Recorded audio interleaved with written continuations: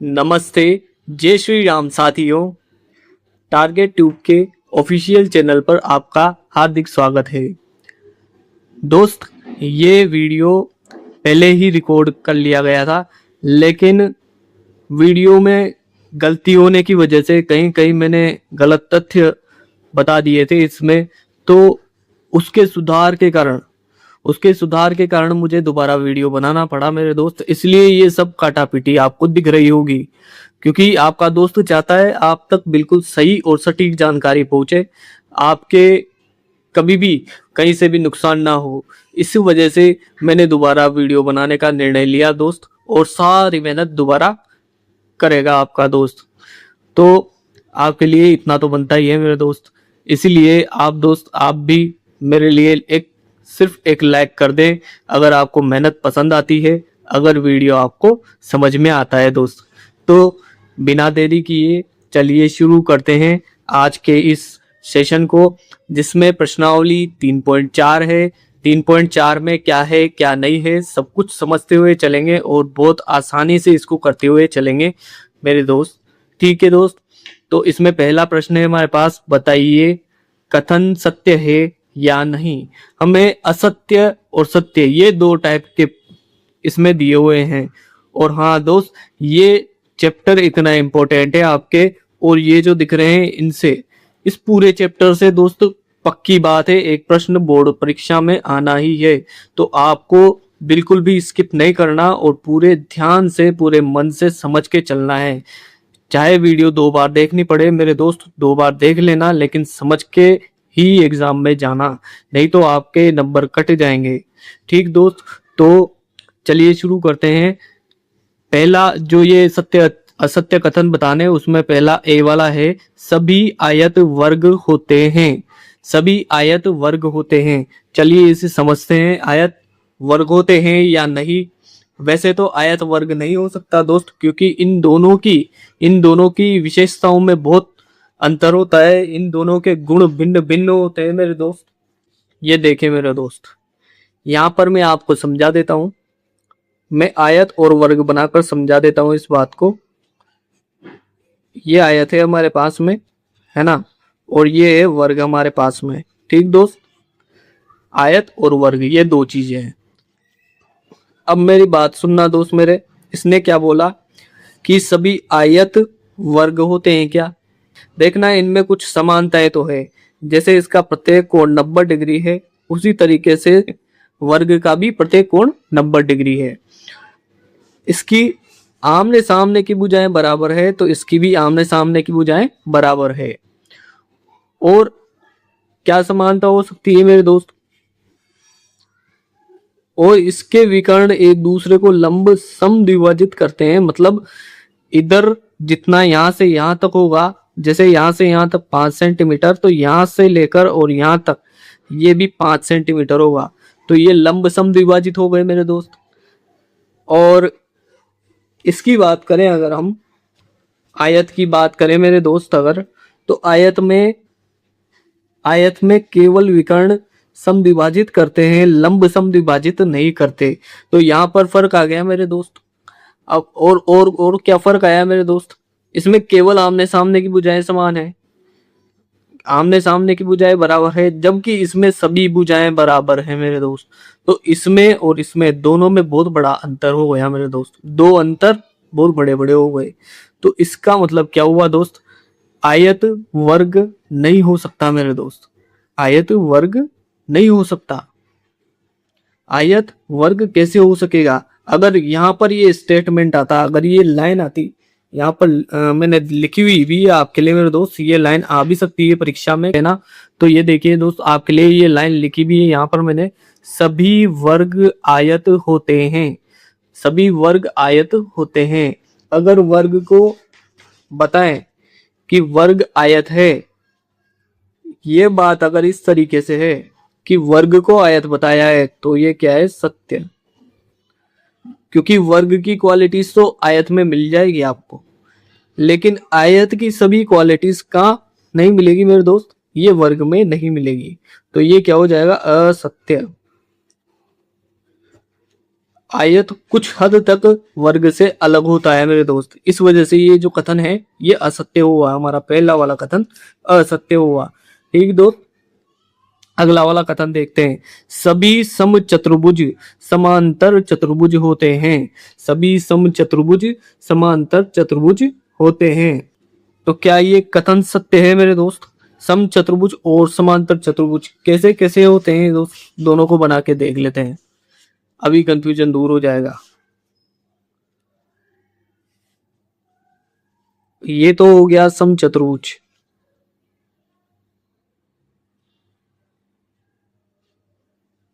ये तो हो गया समचतुर्भुज दोस्त, और ये हो गया समांतर चतुर्भुज।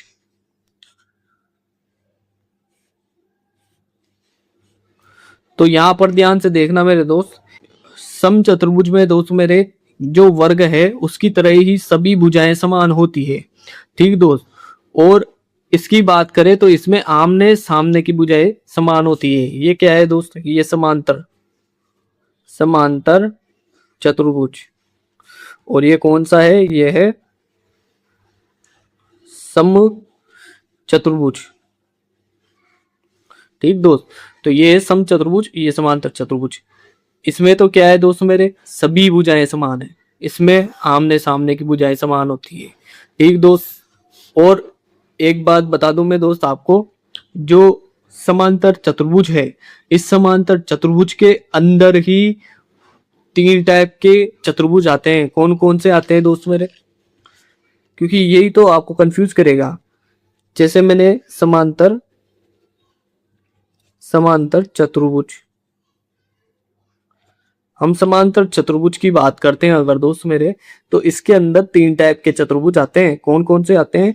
पहला आता है वर्ग, दूसरा क्या आता है दोस्त मेरे? आयत, तीसरा क्या आता है दोस्त मेरे? तीसरा आता है समचतुर्भुज।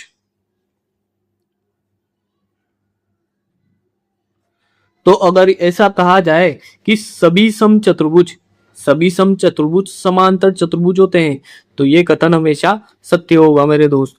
अगर ऐसे कह दे कि सभी आयत समांतर चतुर्भुज होते हैं, तो ये कथन भी सत्य होगा मेरे दोस्त। सभी वर्ग समांतर चतुर्भुज होते हैं, तो ये कथन भी मेरे दोस्त सत्य ही होगा। मतलब आपको किसी भी तरीके से वहां पर स्टेटमेंट दे सकते हैं, तो उसको डील करना मैंने यहाँ पर बता दिया दोस्त आपको। तो समांतर चतुर्भुज दोस्त मेरे प्रकार पढ़ लेते हैं हम थोड़े से चतुर्भुज के, ताकि आपको कंफ्यूजन ना हो ये समांतर चतुर्भुज कहाँ से आया। तो यहाँ पर देखें मेरे दोस्त, ये चतुर्भुज के प्रकार है जिनमें ये है, एक तो समांतर चतुर्भुज, समांतर चतुर्भुज के अंदर ये सब आ गए, वर्ग, आयत और समचतुर्भुज। ठीक, और फिर उसके बाद में आता है पतंग। चतुर्भुज का प्रकार है पतंग, और चतुर्भुज का ही एक प्रकार और है समलंब चतुर्भुज। समलंब चतुर्भुज सबकी आकृतियां देख लेते हैं दोस्त एक बार, ताकि आपके दिमाग में पिक्चर बने और आपके समझ में आए कि क्या ये कौन कौन सी चीजें हैं, किस किस तरीके की होती है। तो वर्ग कैसा होता है दोस्त मेरे, आपने इस तरीके का देखा है वर्ग। आयत कैसा होता है, आयत इस तरीके का होता है दोस्त मेरे। ठीक, उसके बाद में समचतुर्भुज कैसा होता है, तो समचतुर्भुज अभी अभी ये बना के बताया दोस्त मैंने, ये समचतुर्भुज है। उसके बाद में पतंग की बात करें अगर हम, तो पतंग कैसी होती है, पतंग ऐसी होती है आपने उड़ाई हुई है। मकर संक्रांति पे सब कोई कम नहीं है मेरे दोस्त, पतंग तो सभी उड़ाते हैं, मैं खुद भी उड़ाता हूँ। ठीक दोस्त, ये क्या हुआ, ये पतंग हो गया। और इसके बाद में समलंब चतुर्भुज कैसा होता है दोस्त मेरे, समलंब चतुर्भुज ऐसा होता है। इतनी बात आ गई, बात आपने समझ में। ठीक है, तो अब आपसे कोई कुछ कहे ऐसे कि समांतर चतुर्भुज में मतलब वर्ग, सभी वर्ग समांतर चतुर्भुज होते हैं, तो होते हैं जी, बिल्कुल सत्य बात है।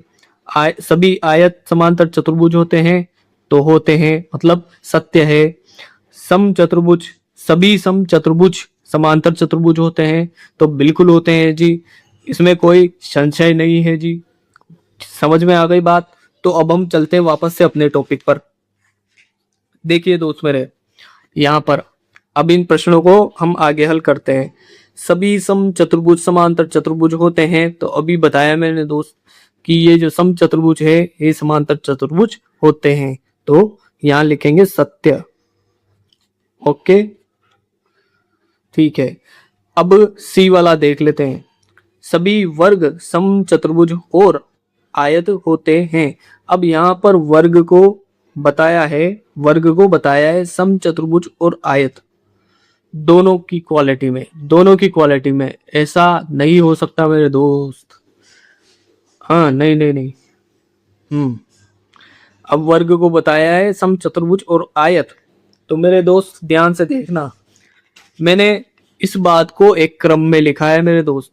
सबसे पहले वर्ग आया, वर्ग सबसे क्वालिटी वाली चीज, मतलब इन दोनों की क्वालिटीज किस में मिल जाएगी आपको? वर्ग में मिल जाएगी। लेकिन वर्ग जैसी सारी क्वालिटीज आयत और सम चतुर्भुज में नहीं मिलेगी। सारी क्वालिटीज तो नहीं मिलेगी मेरे दोस्त, पर वर्ग के अंदर इन दोनों की क्वालिटीज आपको मिल जाएगी। तो इसका मतलब क्या होता है मेरे दोस्त? इसका मतलब ये है कि एक जो वर्ग है ना, ये वर्ग आयत भी होता है और सम चतुर्भुज भी होता है। मतलब ये आयत भी कह सकते हैं इसको और सम चतुर्भुज भी कहा जा सकता है। तो यहां पर देखना ध्यान से, सभी वर्ग सम चतुर्भुज और आयत होते हैं। तो ये कथन बिल्कुल हमारा सत्य हो गया मेरे दोस्त। क्या हो गया? सत्य। क्योंकि वर्ग के अंदर इन दोनों की क्वालिटीज मिल रही है ना दोस्त मेरे, इस वजह से ये कथन इस तरीके से सत्य हुआ। आगे देखिए, सभी वर्ग समांतर चतुर्भुज नहीं होते। सभी वर्ग समांतर चतुर्भुज नहीं होते दोस्त मेरे। यहां पर ये नई ने काम बिगाड़ दिया सारा का सारा आके। इस नई ने आके काम बिगाड़ दिया, क्योंकि अगर ये नई नहीं होता, यहां पर अगर ऐसा लिखा हुआ था कि सभी वर्ग समांतर चतुर्भुज होते हैं, तो ऐसा मैंने बताया भी आपको कि सभी वर्ग समांतर चतुर्भुज होते हैं। ये देखिए दोस्त मेरे, सभी वर्ग समांतर चतुर्भुज होते हैं, ऐसा बताया है मैंने।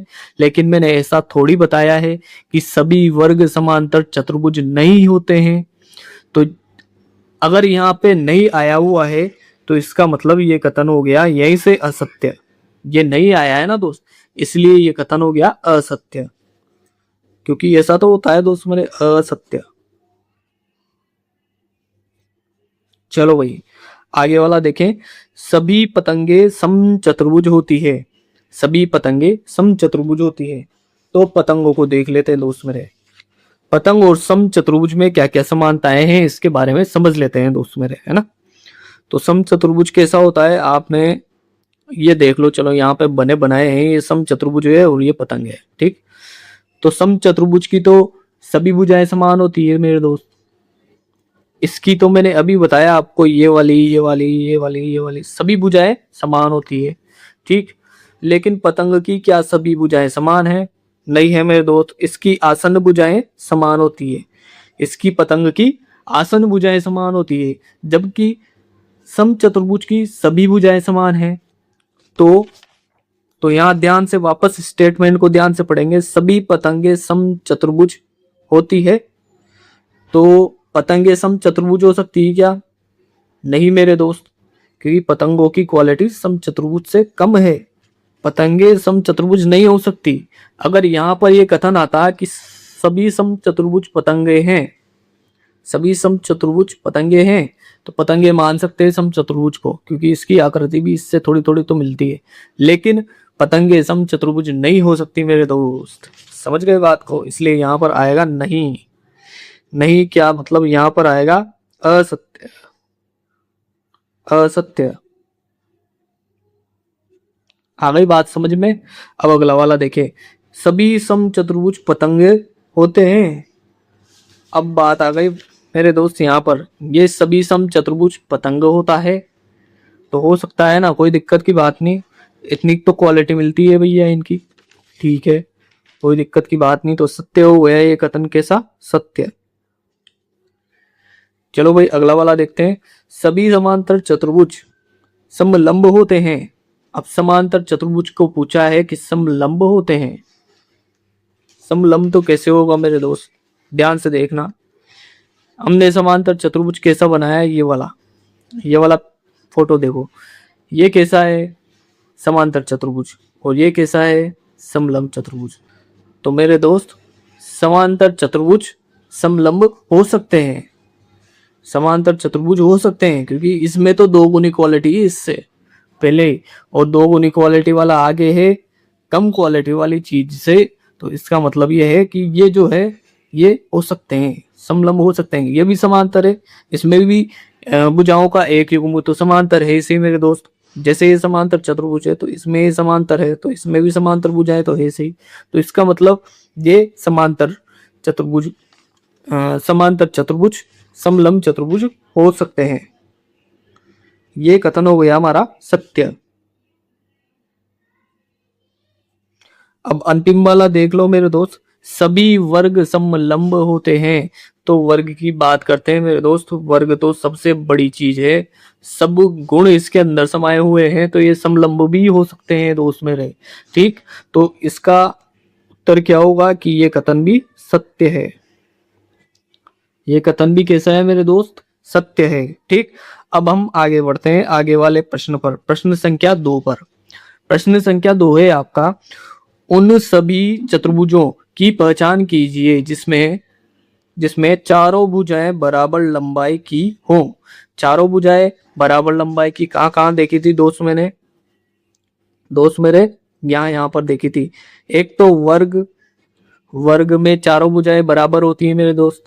उसके बाद में मैंने आपको बताया था दोस्त समचतुर्भुज, समचतुर्भुज में भी हमने क्या देखा था दोस्त, सभी भुजाएं बराबर देखी थी। तो वर्ग और समचतुर्भुज दो ऐसे चतुर्भुज हैं दोस्त जिसमें सभी भुजाएं बराबर होती है। अब चार समकोण हो, अब चार समकोण किसमें किसमें होते हैं दोस्त मेरे, तो ये भी जान लीजिए। चार समकोण होते हैं वर्ग में होते हैं, चारों कोण समकोण होते हैं। ठीक, उसके बाद आयत में होते हैं, वर्ग में होते हैं, आयत में होते हैं, इनके अलावा किसी में भी नहीं होते मेरे दोस्त। वर्ग और आयत के अलावा किसी में भी चार समकोण नहीं होते मेरे दोस्त। चलिए प्रश्न संख्या 3 पर देखते हैं। बताइए कैसे एक वर्ग, अब वर्ग के बारे में पूछा है कि ये सब होता है या नहीं होता। ठीक, कैसे ये सब है। ठीक, तो कैसे एक वर्ग एक चतुर्भुज है, इसमें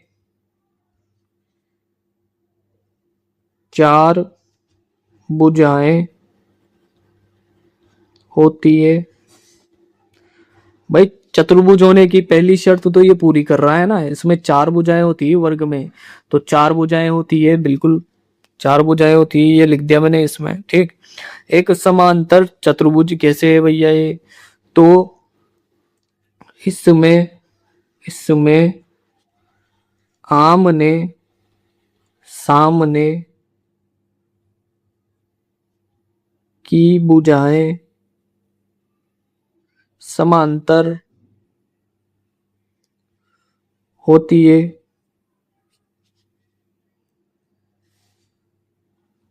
आमने सामने की भुजाएं कैसी होती है दोस्त मेरे, समांतर होती है। आपने वर्ग को देखा है, वर्ग ने आपको देखा है, और ऐसा ही इसमें होता है। ठीक दोस्त, चलो एक समचतुर्भुज, समचतुर्भुज कैसे है दोस्त, तो समचतुर्भुज से मैंने एक बहुत ही शानदार विशेषता बताई है आपको मिलती हुई, कि इसकी भी चारों भुजाएं बराबर होती है, और वर्ग की भी चारों भुजाएं बराबर होती है, समान माप की होती है।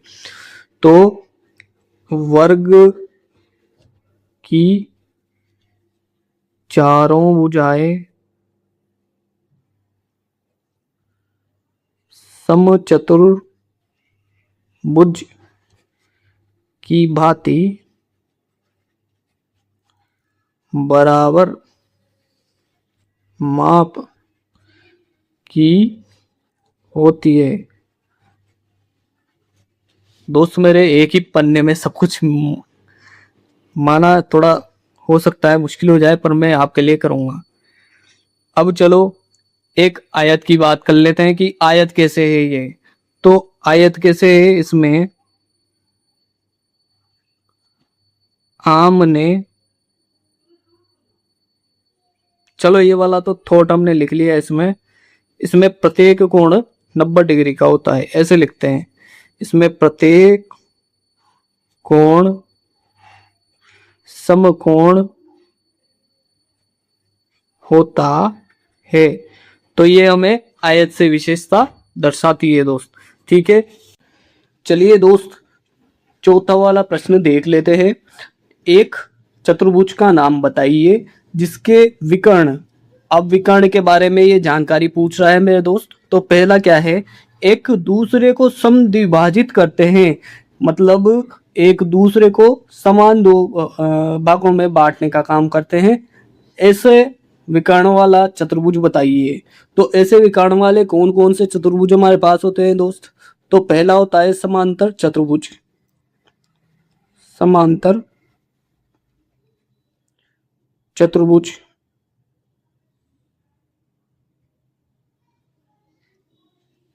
दूसरा होता है हमारे पास में समचतुर्भुज।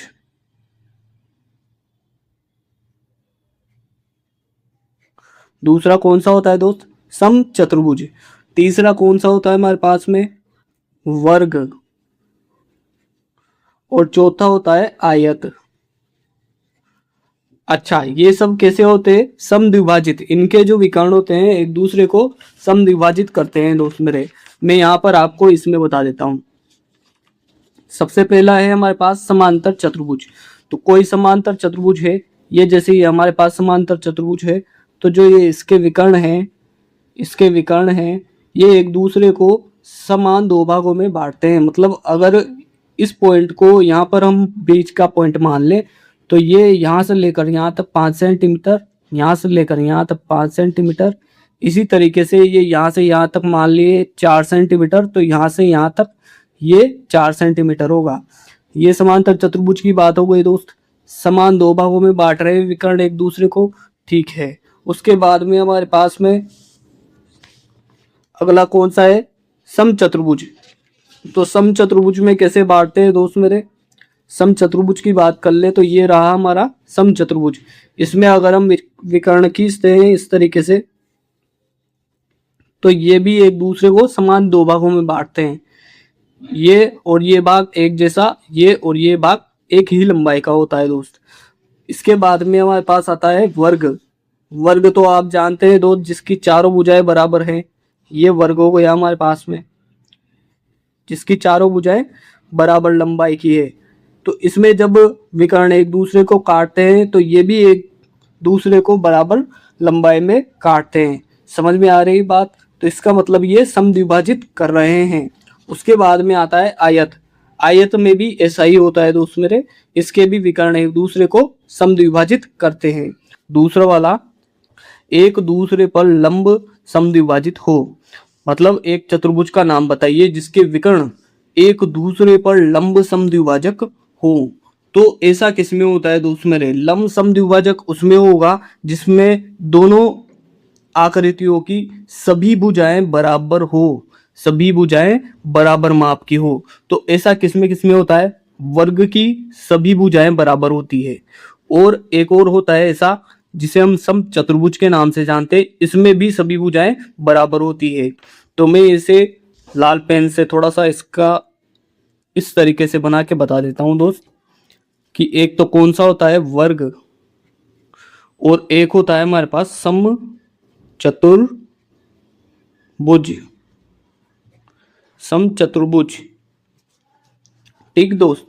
अब जिसमें विकर्ण बराबर हो, विकर्ण बराबर किसमें होते हैं? दोनों विकर्ण बराबर हो, तो ऐसा होता है मेरे दोस्त आयत और वर्ग के अंदर। ऐसा किसमें होता है मेरे दोस्त? आयत और वर्ग के अंदर। इनमें दोनों विकर्ण बराबर होते हैं मेरे दोस्त, दोनों तरफ के विकर्ण बराबर होते हैं। पांचवा प्रश्न क्या है हमारा दोस्त? ये हमारा पांचवा प्रश्न, बताइए एक आयत उत्तल चतुर्भुज कैसे है? आयत उत्तल चतुर्भुज कैसे है? अब आप उत्तल और अवतल चतुर्भुज के बारे में समझ लीजिए मेरे दोस्त। उत्तल कैसे चतुर्भुज होते हैं और अवतल कैसे होते हैं दोस्त? जब भी कोई चतुर्भुज किसी इस तरीके की आकृति में हो, जैसे कि मैं बताऊं, अवतल चतुर्भुज की ये आकृति ही सबसे ज्यादा कॉमन है मेरे दोस्त। इस तरीके से इसमें चार भुजाएं हैं दोस्त, एक, दो, तीन और ये चार। एक, दो, तीन और ये चार, चार भुजाएं हैं मेरे दोस्त। तो ये हुआ चतुर्भुज। लेकिन इसमें आप ये ध्यान देना दोस्त मेरे, एक कोण जो होता है इसका अंदर की साइड का एक कोण, एक कोण कैसा होता है दोस्त, 180 डिग्री से ज्यादा होता है। क्या होता है दोस्त, 180 डिग्री से ज्यादा। तो ये कौन सा चतुर्भुज होता है दोस्त, ये होता है अवतल, अवतल चतुर्भुज। समझ में आए मेरे दोस्त बात। अगर किसी चतुर्भुज में एक कोण अंदर वाला 180 डिग्री से ज्यादा है तो वो कौन सा चतुर्भुज होगा दोस्त, अवतल चतुर्भुज। और उत्तल चतुर्भुज की बात करें अगर हम, तो ये देखिए ध्यान से दोस्त, ये चतुर्भुज उत्तल चतुर्भुज है क्योंकि इसमें सभी कोण 180 डिग्री से कम है। ये भी एक उत्तल चतुर्भुज है। हम समलंब चतुर्भुज की बात करें तो ये भी एक उत्तल चतुर्भुज है। पतंग भी एक उत्तल चतुर्भुज है। अच्छा, एक चीज और कर ले दोस्त, उत्तल चतुर्भुज। एक बात और समझ लीजिए मेरे दोस्त, इससे आपको समझने में और भी ज्यादा आसानी होगी। अवतल का मतलब क्या होता है दोस्त मेरे, धसा हुआ। अवतल का मतलब क्या होता है दोस्त, धसा हुआ। अगर आप चम्मच को देखते हैं तो चम्मच का एक सिरा इस तरीके से होता है। कैसे होता है, इस तरीके से, मतलब अंदर घुसा हुआ होता है दोस्त।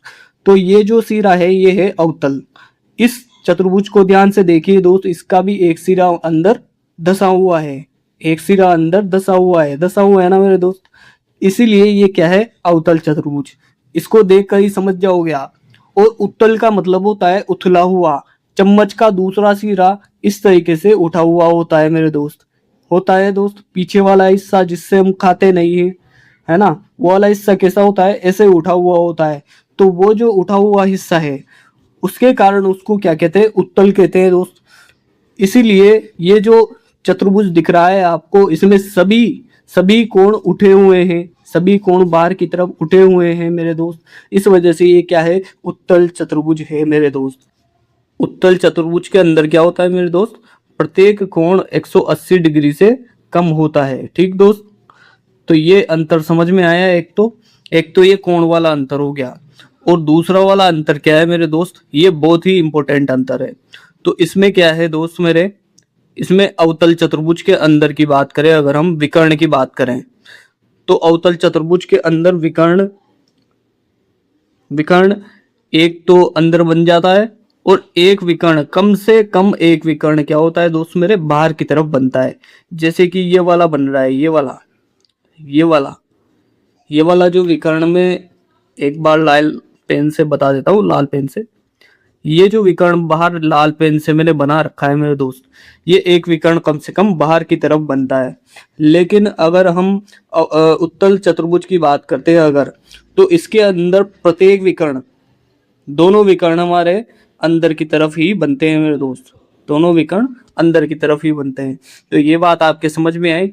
तो इस हिसाब से हमारे जो इस प्रश्न का उत्तर है आयत वाले का, कि बताइए एक आयत उत्तल चतुर्भुज कैसे है, तो इसका उत्तर हम इसी तरीके से लिखेंगे कि यहां पर लिखेंगे हल, पहला पॉइंट डाल के लिखेंगे कि आयत का प्रत्येक कोण समकोण होता है जो 180 डिग्री से कम है। एक तो कारण ये हो गया कि ये आयत जो है उत्तल चतुर्भुज है। दूसरा कारण क्या है दोस्त मेरे, इसका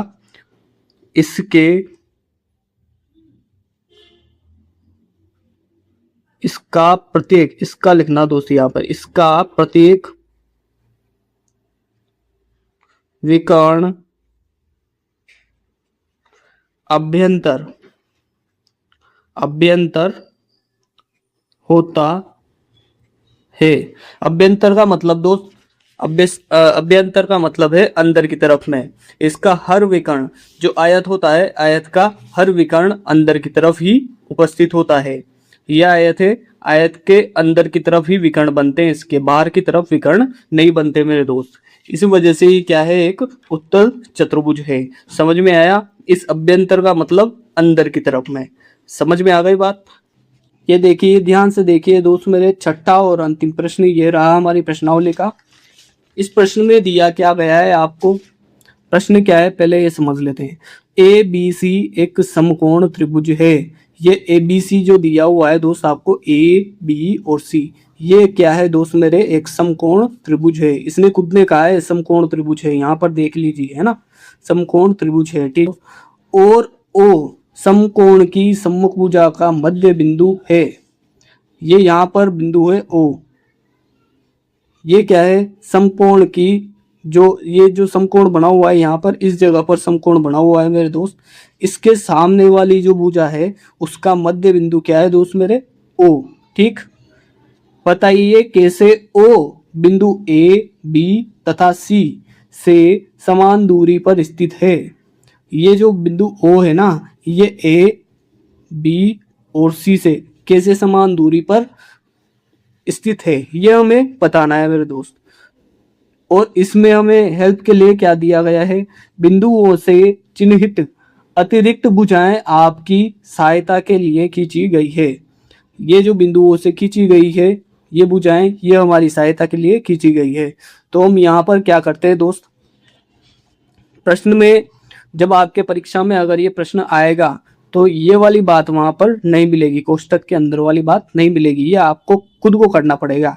ये क्या है दोस्त, ये एक रचना है, रचना है जिसमें आपको यहाँ से लेकर यहाँ तक एक लाइन खींच के बढ़ाना पड़ेगा इसको। जितना ये है इधर का ओ बी उतना ही ओ डी, डी यहाँ पर कोई हमें काल्पनिक बिंदु अलग से लेना पड़ेगा दोस्त मेरे। ठीक, जितना ओ बी होगा उतना ही ओ डी होगा हमारे पास में। तो ये समझ में आ रही बात इतनी मेरी दोस्त।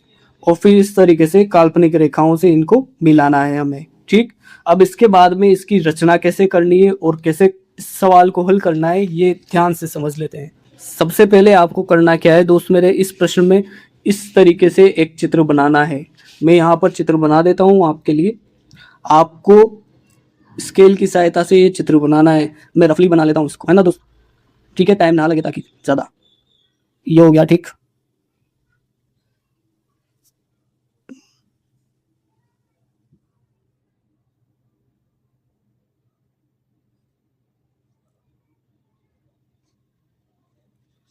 ए बी सी और डी, डी क्या है दोस्त मेरे, ये काल्पनिक बिंदु है। ठीक, तो यहाँ पर अब हम रचना कैसे करेंगे, सबसे पहले यहाँ लिखेंगे हल। इस प्रश्न को कैसे करेंगे, यहाँ लिखेंगे हल। अब हल में यहाँ पर लिखेंगे हम रचना। भाई हमने किया क्या, एक्स्ट्रा काम क्या किया हमने वो बताएंगे हम। ठीक है, रचना में हमने क्या किया,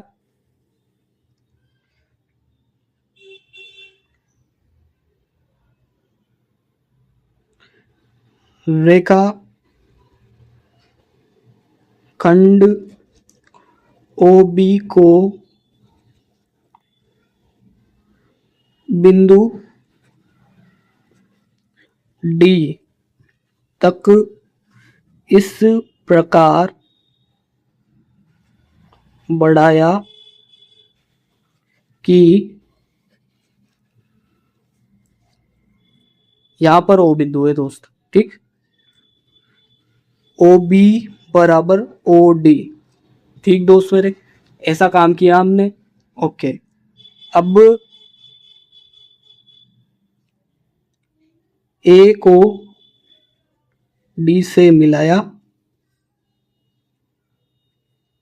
तथा सी को डी से मिलाया। यहां लिखेंगे दोस्त, इस प्रकार हमें ए बी सी डी एक समांतर चतुर्भुज प्राप्त हुआ। क्या हुआ दोस्त? आपको एबीसीडी एक समांतर चतुर्भुज प्राप्त हुआ। अब समांतर चतुर्भुज है तो ये किस प्रकार समांतर है मेरे दोस्त, वो भी हमको बताना पड़ेगा। तो हम बताते हैं यहाँ पर ए डी समांतर बी सी, ठीक दोस्त, तथा ए बी समांतर डी सी, ठीक दोस्त, ए बी समांतर डी सी और ए डी समांतर बी सी, ठीक दोस्त। इस वजह से क्या हुआ, ये समांतर हुआ दोस्त मेरे, ठीक। अब आप भली भांति प्रकार जानते हैं दोस्त, समांतर चतुर्भुज कोई सा भी हो उसमें ये जो ऐसी विकर्ण है इसका मध्य बिंदु ओ ही होगा, क्योंकि जब दो विकर्ण एक दूसरे को काटते हैं किसी समांतर चतुर्भुज में तो वो एक दूसरे को क्या करते हैं दोस्त, समद्विभाजित करते हैं। वो क्या करते हैं, समद्विभाजित करते हैं। यहाँ पर पहले ये बता देते हैं कि ये समांतर हुई तो कैसे हुई, क्योंकि कोष्टक में क्योंकि समांतर चतुर्भुज की सम्मुख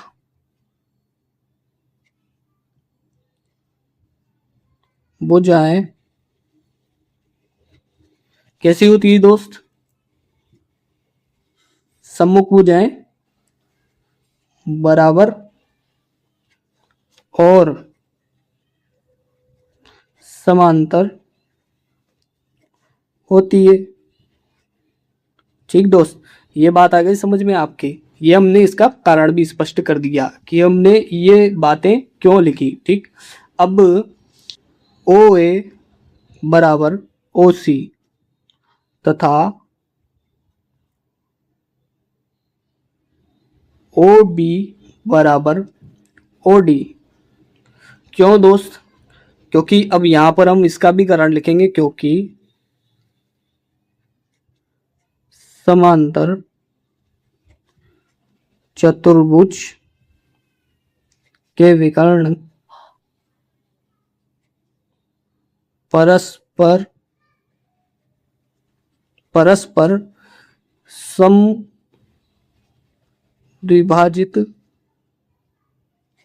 होते हैं, ठीक दोस्त।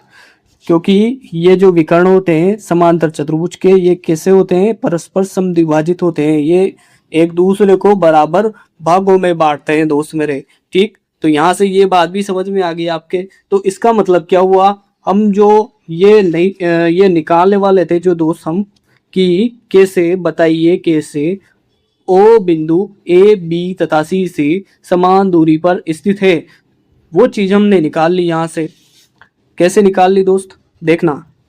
इसको लिखेंगे हम ओ ए बराबर ओ बी बराबर ओ सी, अतः अब यहां लिख देंगे अतः बिंदु ओ से, यहां पर इस तरीके से लगा देना दोस्त, बिंदु ओ से बिंदु ए बी तथा सी की दूरी समान होगी। That's solve your honour. तो ये वाला प्रश्न आपके पूरा समझ में आया दोस्त मेरे? अगर नहीं समझ में आया हो तो वीडियो को एक बार पीछे करके और देख लेना, ये पूरा प्रश्न आपको समझ में आ जाएगा दोस्त मेरे। और इसी तरीके की मस्त वीडियोस पाने के लिए चैनल को सब्सक्राइब कर लेना और बेल आइकन को साथ में दबा लेना मेरे दोस्त। और अपने दोस्तों तक इस चैनल को पहुंचा देना, मतलब वीडियोस को शेयर कर देना मेरे दोस्त। तो आज के लिए बस इतना ही। कल मिलते हैं नई प्रश्नावली के साथ, नए दिन के साथ। और आप सभी को टाटा बाय बाय, जय श्री राम मेरे दोस्त।